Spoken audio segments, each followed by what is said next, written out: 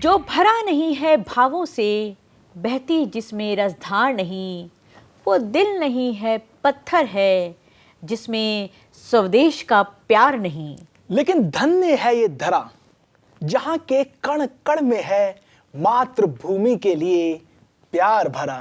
देश की मिट्टी के लिए सर कटाने, विदेशियों को बाहर भगाने, हो रहा था एक किशोर तैयार, हाथ में थी जिसके अपने पिता की तलवार। सपना था कि दुश्मनों को मार भगाना है, लक्ष्य था कि पिता का बदला लेने जाना है। कच्ची उम्र में जासूस था, बच्चा जिसे कहना मना था, पावना का शिष्य था वो, नाम उसका चिंगलेन सना था।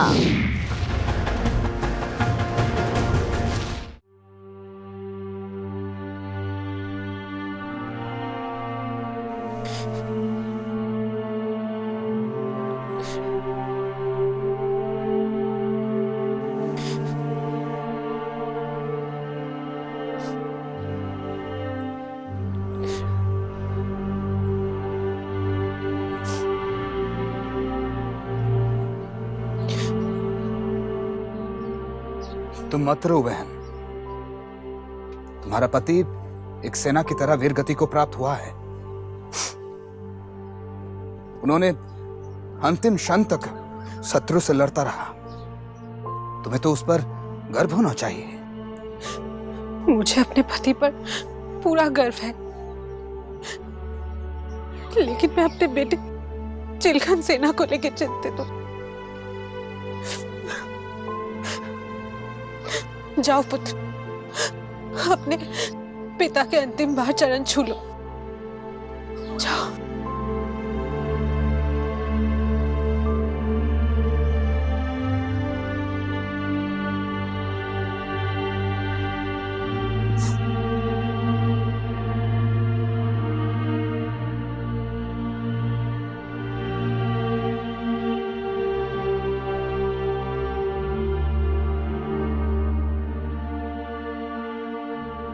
चलता हूं, हमें वापस युद्ध क्षेत्र लौटना है। अब इजाजत चाहिए।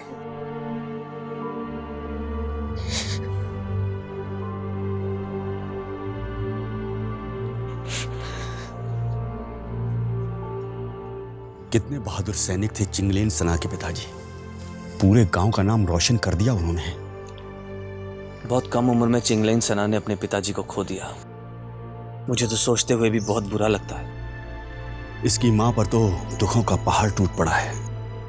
कैसे पालेगी पोसेगी अपने इस बालक को। वो एक बहादुर सैनिक की पत्नी है, पूरे आत्मसम्मान के साथ संभाल लेगी। वैसे सुना है सूबेदार पवना चिंगलेन सना के पिताजी के बहुत अच्छे दोस्त थे। वे एक नेक दिल इंसान थे। वे अपने खास दोस्त के परिवार के लिए कुछ ना कुछ तो जरूर करेंगे। ये तो बहुत ही अच्छी बात है। वो किसी ने सही कहा है ना कि ऊपर वाला अगर एक रास्ता बंद करता है तो 10 रास्ते वो खोल भी देता है। तुम बिल्कुल सही कह रहे हो।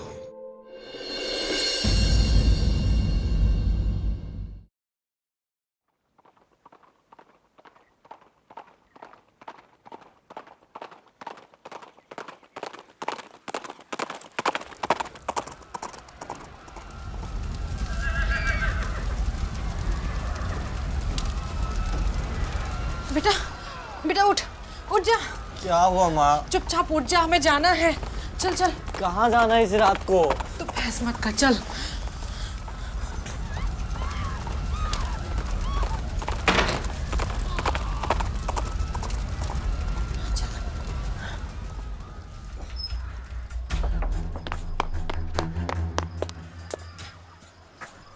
आजा।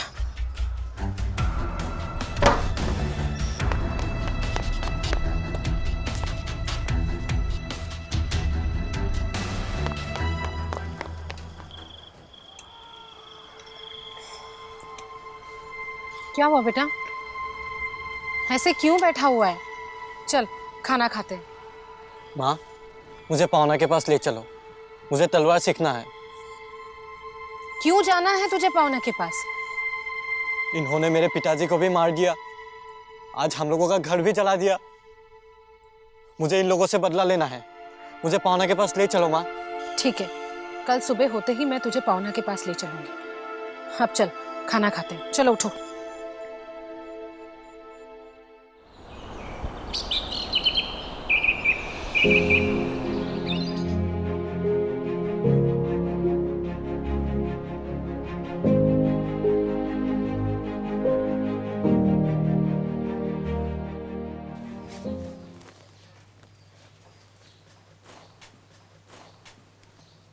आपसे मिलने कोई आया है। कौन? एक औरत, एक बच्चा। उसे अंदर भेज दो। ठीक है। सुनो, इसे राजा जी तक पहुंचा देना। ठीक है। लेकिन ध्यान से।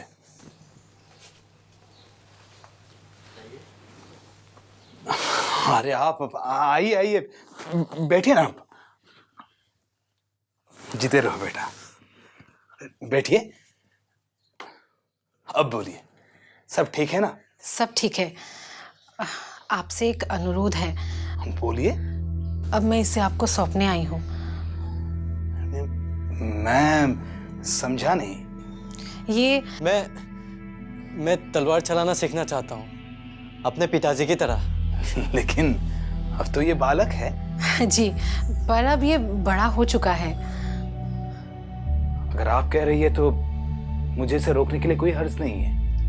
पर मैं अपने पिताजी की तलवार ही चलाऊंगा। जिस दिन तुम उस तलवार की चमक बन जाओगे ना, उस दिन तुम उसे जरूर उठाओगे। माँ भी यही कहती है। अब से यही तुम्हारे गुरु है चिंगल सेना। इनके चरण स्पर्श करो। जी।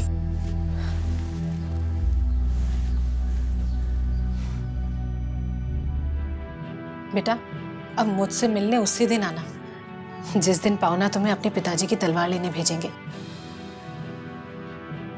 अब मुझे आज्ञा दीजिए। अपना ख्याल रखना।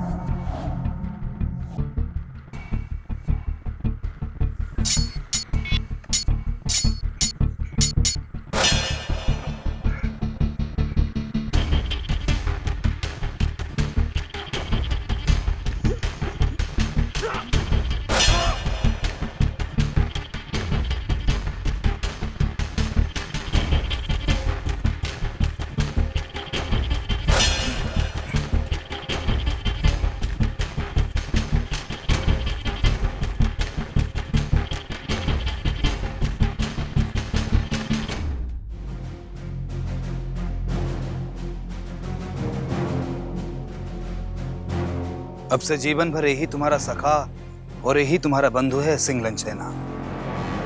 जब सोओगे, जब जागोगे, इसे साथ रखना। जी पावना, मैं आपकी आशाओं पे खरा उतरने की पूरी कोशिश करूंगा। मुझे पूरा विश्वास है कि तुम अपने पिता की तरह एक वीर योद्धा बनोगे और उनका नाम रोशन करोगे।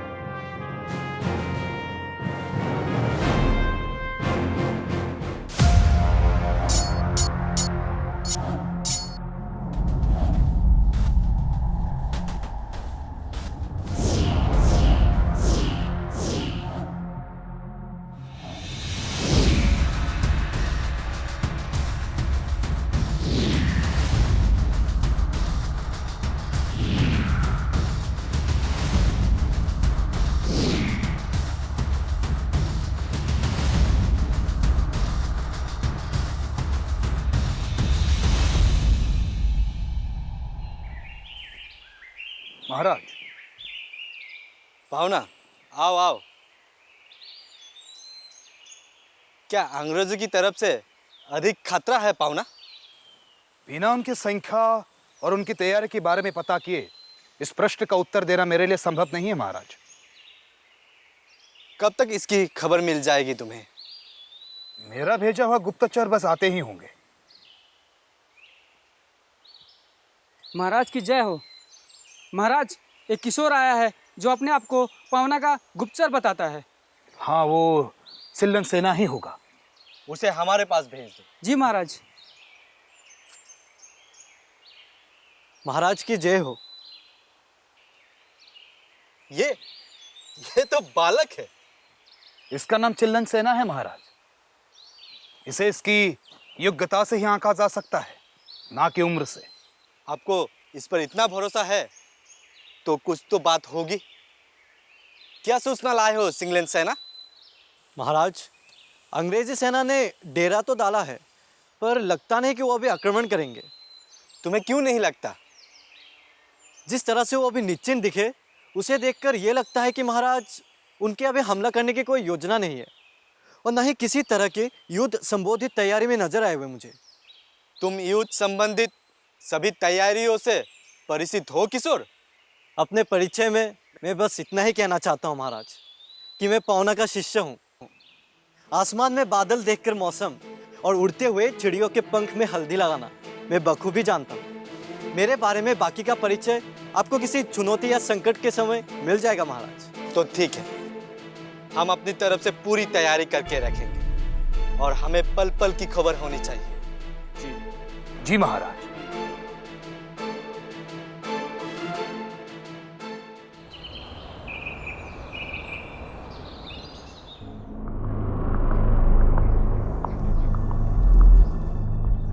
ये सिल्लन सेना कहाँ रह गया? अब तक तो आ जाना चाहिए था।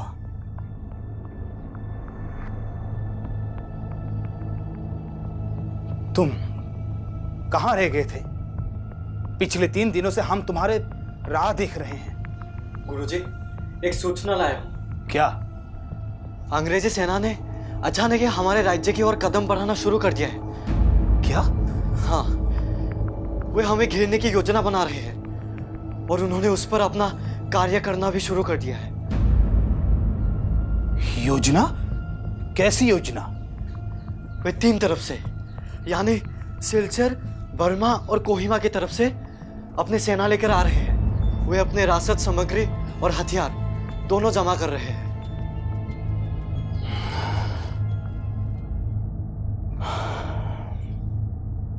ठीक है, तुम थके हुए हो, थोड़ा विश्राम कर लो। थकान? थकान कैसा पावना? राज्य की सेवा करते, आपकी आज्ञा मानते हुए कार्य करना मुझे थकान नहीं बल्कि और ऊर्जा देता है पावना। मुझे मालूम है तुम्हारे ये उम्र कुछ भी कर गुजरने को है, पर यकीन मानो आने वाले समय में कदम कदम पर हमें तुम्हारी सूझबूझ और युग शैली की जरूरत होगी। जी पावना, आपको जब भी मेरी जरूरत पड़ेगी आपका ये शिष्य हमेशा तैयार है। शाबाश, मुझे तुम पर गर्व महसूस होता है। अब बस मुझे आज्ञा दीजिए। जाओ, थोड़ा विश्राम कर लो। जी। पोना, युद्ध की सारी तैयारी हो गई ना? जी हाँ जनरल, बस हम कुछ ही पल में निकलने वाले हैं।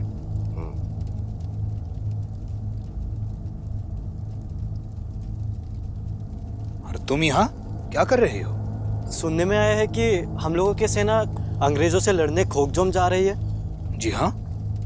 तो हम कितने दिनों में वहां के लिए प्रस्थान होंगे?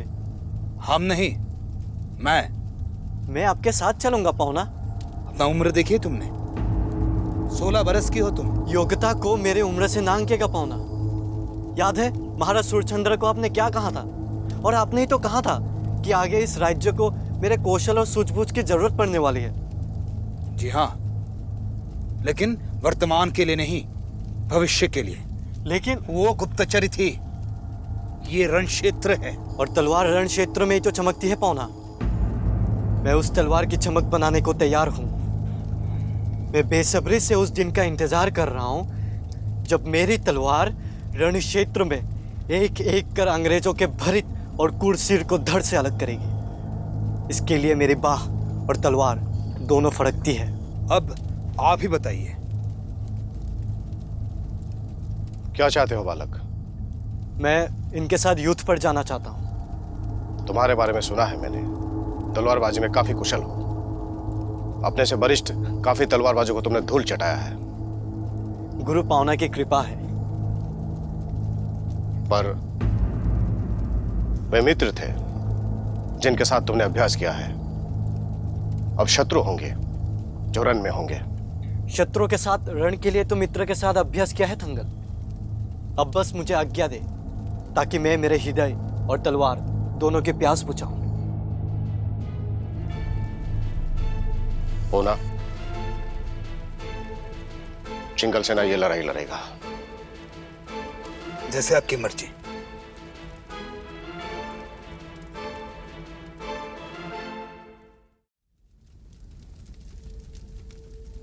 जाओ बेटा, अपनी मां से मिल लो।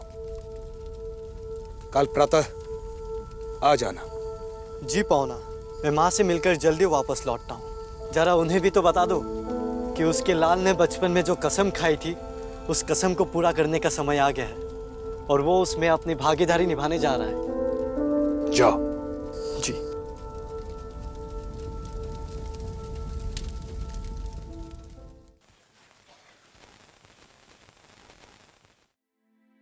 माँ। अरे बेटा, आ गए तुम? कैसे हो बेटा? और तुम्हारा युद्ध कैसा चल रहा है? सब सही चल रहा है माँ, बस आपके आशीर्वाद लेने आया हूँ। आशीर्वाद?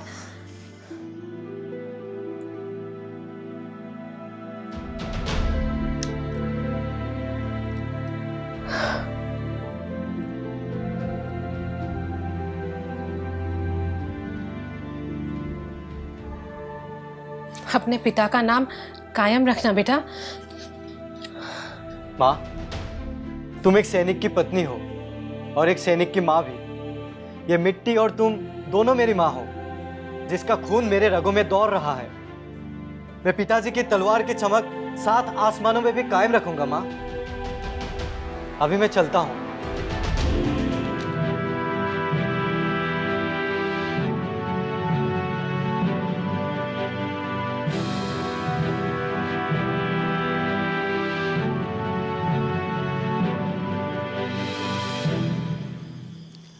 पावना ने चिंगलेन सेना को बिल्कुल बदल दिया है। देखा, मैं ना कहता था कि एक सैनिक का बेटा है चिंगलेन सेना।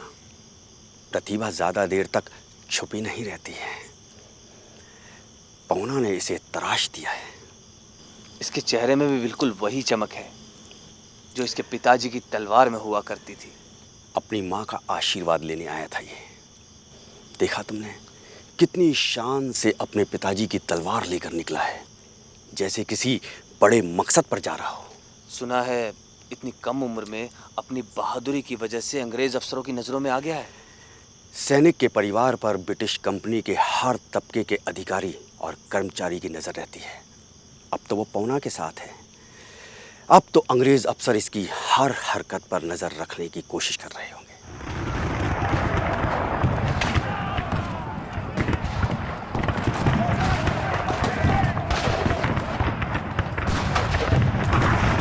सिलन सेना, मैं जाकर तोप के गोलों को संभालता हूं, तुम जाकर दूसरे ओर संभालो।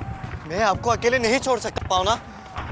यह बहस का समय नहीं है। मैंने जो आदेश दिया है उसका पालन करो। अगर ये आपका आदेश है तो मैं इसे स्वीकारने को तैयार नहीं हूँ। क्या तुम मेरे आदेश का पालन नहीं करोगे तो तुम मेरा शिष्य नहीं, शत्रु हो। अपना ध्यान रखना। तुम भी। 1891 के एंग्लो मणिपुर युद्ध में अंग्रेज मणिपुर सेना के आगे टिक नहीं पा रहे थे। युद्ध के मोर्चों पर ब्रिटिश आर्मी के सैनिक मारे जा रहे थे और अंग्रेज अपने अपनी सेना की टुकड़ियों को आपात परिस्थितियों के लिए भी बचाकर रखना चाहते थे। ऐसे में मोर्चे पर ब्रिटिश आर्मी की कई और टुकड़ियों को भेजा गया। जब ये सूचना सबसे सीनियर ऑफिसर स्टीफेंस तक पहुंची तो वो बुरी तरह से बौखला गया। उसने फौरन एक सिपाही को बुलाकर पूछा, वॉर फ्रंट पर हमारे जवानों के इतने बटालियन क्यों भेजे जा रहे हैं? सिपाही तो जैसे पहले से ही इस सूचना से अवगत था, इसलिए उसने पूरे विश्वास से जवाब दिया कि साहब, आपका सामना मणिपुरी सिपाहियों से हो रहा है। युद्ध भूमि में इनकी तलवारें इतनी तेज चलती हैं कि दिखाई नहीं देती हैं, और ऊपर से उनकी सेना में सेनापति पाओना ब्रजवासी का 16 साल का शागिर्द चिंगलेन सना है। उसने आपकी सेना को अपनी रणनीति में फंसा लिया है। उसने अपने सिपाही से झट से पूछा, क्या सिर्फ 16 साल का बच्चा हमारे पूरे बटालियन को नचा रहा है? उसने कहा, आपके लिए होगा वो 16 साल का बच्चा, लेकिन मणिपुर सेना के लिए वो सबसे महत्वपूर्ण जासूस और सैनिक है। सिपाही की ये बात सुनकर स्टीफेंस हैरान हो गया। उसने फौरन युद्ध के मोर्चे पर एंग्लो सेना की 4 और बटालियन भेजकर मणिपुरी सेना को चारों तरफ से घेर लेने का आदेश दिया। और उधर युद्ध भूमि में लड़ाई अपने चरम पर थी।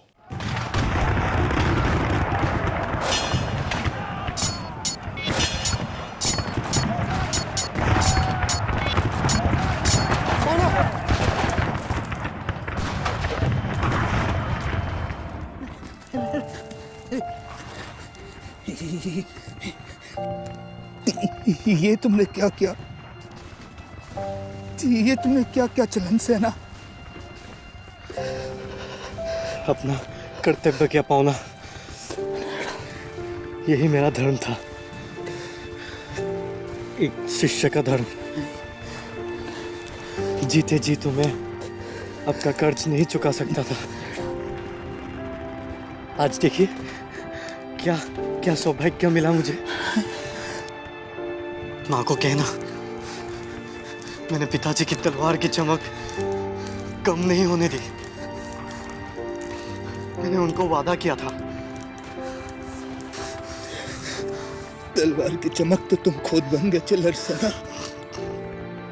तलवार की चमक तो तुम खुद बन गए। ये लौ कभी नहीं बुझेगी। तुम्हारी ये बलिदान की मशाल हमेशा हमेशा जलती रहेगी।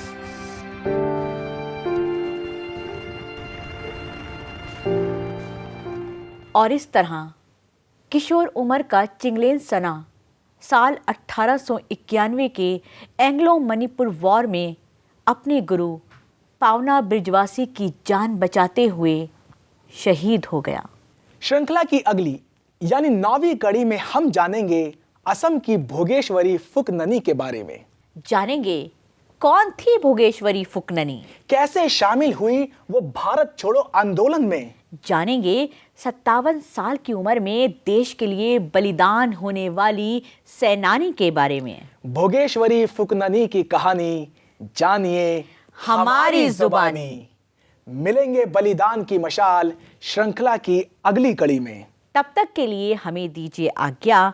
नमस्कार। जय हिंद।